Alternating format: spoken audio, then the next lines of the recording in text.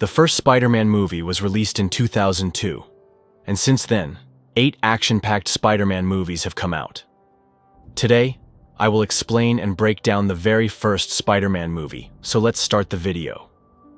This is the story of a college student named Peter Parker. Peter is a hard-working and intelligent student, but physically he is not very strong. Since childhood, Peter has been in love with a girl from his neighborhood named MJ. MJ's full name is Mary Jane Watson. She studies in the same college as Peter, but Peter never has the courage to talk to her. Because of this, MJ doesn't know about Peter's feelings for her. Peter's best friend is Harry Osborn. Harry's father, Norman Osborn, is a scientist and the CEO of a company called Oscorp. Peter's parents have passed away, so he lives with his Uncle Ben and Aunt May. One day, Peter goes on a college trip with his classmates to a place where research on spiders is conducted.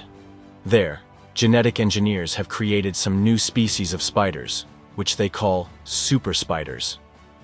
One of these super spiders bites Peter on the hand. When Peter returns home, he feels very sick and collapses on the floor, unconscious.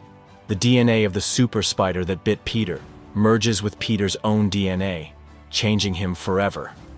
Meanwhile, Dr. Norman Osborn is working in his research facility on a formula for the US military that can genetically enhance a human's body, making them stronger. This entire project is funded by the US military, and most of Oscorp's profits come from them. However, Dr. Osborn's formula is not yet fully ready. While it can make test subjects stronger, some cases have shown dangerous side effects. But Dr. Osborn believes his formula is complete, and he wants to test it on humans. A US military general, General Slocum, visits Oscorp and tells Dr. Osborn that if the formula isn't ready in 2 weeks, they will shift their funding to another company called Aerospace. To save his company, Dr. Osborn tests the formula on himself. The formula makes Dr. Norman Osborn physically very strong, but he loses control over his mind. In a fit of rage, he kills his assistant scientist and steals the green-colored glider and suit he had designed. He returns home, but the next morning, he wakes up with no memory of what happened. This suggests that another identity has taken over his mind temporarily, forcing him to commit these acts. When Peter regains consciousness, he feels completely healthy and much stronger than before. He no longer needs glasses, as his vision is now perfect. When he goes to college, he realizes he has superhuman abilities. He gets into a fight with a strong bully from his college and easily defeats him. He runs into an alley and realizes that all these changes are because of the super spider's bite. He now has spider-like powers, including the ability to shoot webs from his hands. MJ's friends are rich, and they come to show her their new car. MJ goes for a ride with them, leaving Peter behind. Seeing this, Peter decides he needs a car of his own. To earn money, he designs a costume and enters a wrestling match. In the fight, Peter defeats a huge professional wrestler, but the manager refuses to pay him the promised $3,000 and instead gives him only $100. Angry, Peter walks away. Just then, a thief robs the manager and escapes with all the money. Peter could have stopped the criminal, but he let him go as revenge against the manager. Later, that same criminal shoots Uncle Ben and steals his car. Peter chases him down and corners him, but the criminal falls from a height and dies. Peter realizes that Uncle Ben's death happened because he didn't stop the thief earlier. Filled with guilt, he decides that from now on, he will never let crime go unchecked and will protect the people of his city. Meanwhile, Dr. Norman Osborn's evil personality, the Green Goblin, takes over his mind. The Goblin starts causing chaos in the city. On the other hand, Peter captures many criminals, making people believe that he is their hero. The city gives him the name Spider-Man. A newspaper called the Daily Bugle announces that they will pay for pictures of Spider-Man. Peter, who loves photography and needs money, starts selling photos of himself as Spider-Man to the newspaper. Peter's best friend Harry also likes MJ, but never tells Peter about it. Meanwhile, Norman Osborn's company, Oscorp, is in trouble. The other directors plan to sell the company, which makes Norman furious. A few days later, during a city festival, the directors plan to announce the sale of Oscorp. But, during the festival, the Green Goblin attacks, killing all the directors and spreading terror in the city. Peter, wearing his Spider-Man suit, arrives and fights the Goblin, forcing him to retreat. He also saves Mary Jane's life. Norman Osborn's other identity, the Green Goblin, speaks to him in his mind. Norman asks, "What have you done?" The Goblin replies, "We did this together." The truth is that the Green Goblin isn't a completely separate personality. It's Norman's own dark side. The Goblin only does what Norman secretly desires, but is afraid to do himself. The Goblin now wants Spider-Man to join him, believing that together they could become unstoppable. To capture Spider-Man's attention, the Goblin attacks the Daily Bugle office, the newspaper that publishes Spider-Man's photos.